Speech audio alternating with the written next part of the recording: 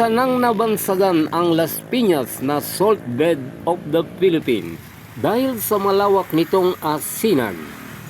At kung inyong mapapansin, maging ang ilalim ng tulay na ito ay dating asinan sa magkabilang panig. Malawak siyang lugar o open air at walang mga kabahayan. Maging ang kabila ng tulay na ito ay pawang mga asinan noong mga panahong iyon. At ang kabila na bahagi ng tulay na ito ay dati ring mga asinan.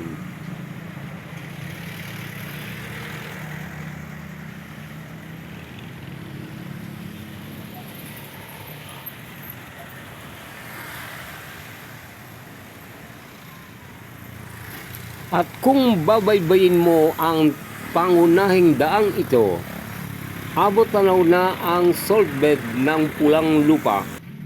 Irasan ang tawag nila sa lugar ng bilaran ng asin at ang proseso tubig alat ng Manila Bay pinadadaloy nila sa irasan o salt bed.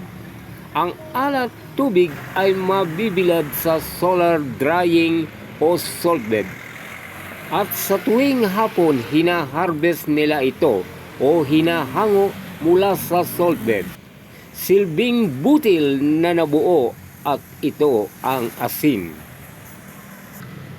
Ang salt bed o irasan ay mula sa putik o clay na inilatag upang doon mabuo ang butil ng asin. Isa rin itong dahilan upang manatili ang tubig alat sa nasabing salt bed. At ang asin ay nabubuo sa pamamagitan ng init ng araw. Dinarayo rin ng mga turista ang lugar na ito at mangha sila sa ganda ng irasan. Natigil ang gawain ito na magsimula na ang reclamation sa Manila Bay. At sa mga unang taon pa ng dekada 70 ay bago tuluyang naglaho ang asinan ng Las Piñas. At ang pangalan ng Pulang Lupa ay hango na rin sa putik o clay na ginawang salt bed na nagmumula pa sa lalawigan ng Bigan. At sa ngayon, ang Barangay Pulang Lupa ay isa ng progresibong barangay kasama sa pag-unlad ng lungsod ng Las Piñas. Ang Barangay Pulang Lupa ay isa na rin progresibong barangay, mga kabahayan at mga commercial area. Maging ang mga gusali ang mapapansin ninyo.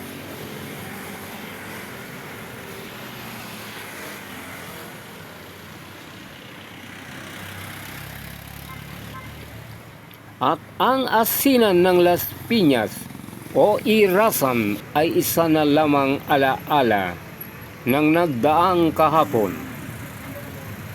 At ang mga istrukturang ito ay patunay lamang na patuloy ang pag-unlad ng lungsod ng Las Piñas.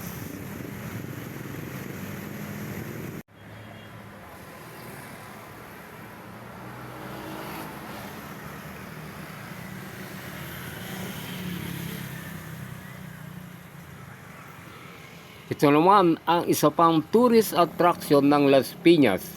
Ito ang bamboo organ ng simbahan.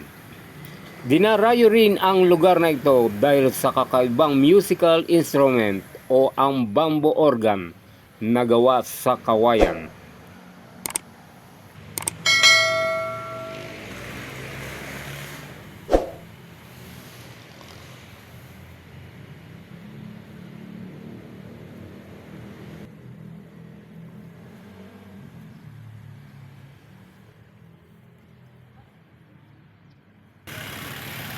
At sa karatig lungsod, ang bayan ng Parañaque ay isa na ring nabago. Isa na itong ganap na lungsod at hindi na pag-iiwanan kung sa modernization ang pag-uusapan. Ito ang Barangay La Huerta ng Parañaque.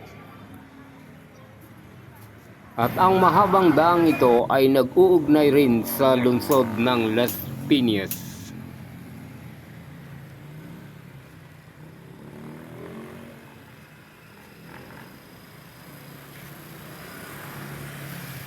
At ang bahagi ng lungsod ng Parañaque sa gawing kanluran ay kabilang rin sa isinasagawang reclamation area ng Manila Bay. At sa ngayon ang lugar na nasabing bahagi ay pawang mga kabahayan at mga nagtataasang gusali. At ang pag-unlad ng lungsod ng Parañaque ay hindi na matatawaran. Ito ang simbahan ng La Huerta ng Parañaque.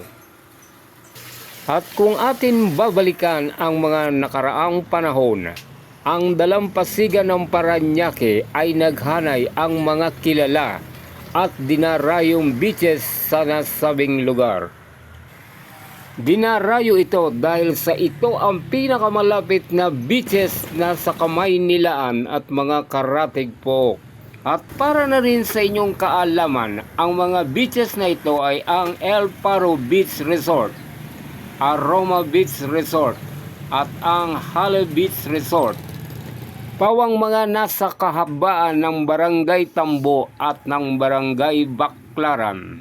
At kung mapapansin nyo ang mga kabahayang iyan na rin ang dating kinalalagyan ng mga beaches noong mga panahong iyon. Sa ngayon nga ay pawang mga kabahayan at mga nagtataasang gusali ang nasabing lugar. Ito ang Barangay Tambo ng Parañaque City. At ang mga nabanggit na beaches noong panahong iyon ay isa na lamang alaala. Alaala ng nagdaang kahapon.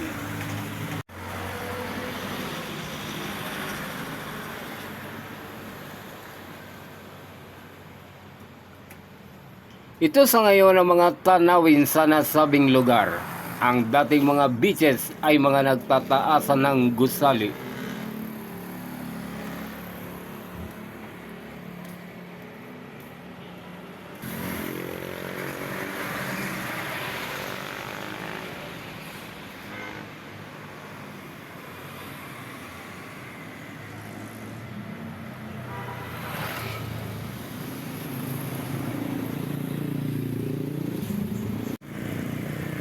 Muli sa ating pang mga susunod na video. Maraming salamat po.